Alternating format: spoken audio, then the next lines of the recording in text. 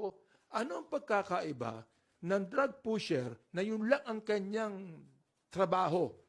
Mahirap na tao ito, na kumikita sa drugs para makakain sila. Anong pagkakaiba niyan sa pulis na pumapatay din ng drug pusher upang magkaroon ng pera? Anong pagkakaiba? Wala pagkakaiba eh.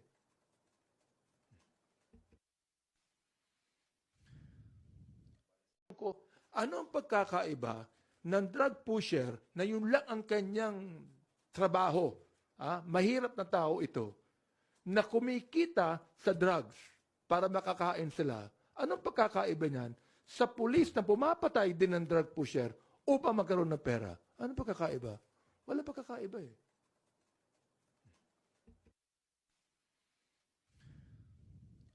Ko, ano ang pagkakaiba ng drug pusher na yun lang ang kanyang trabaho?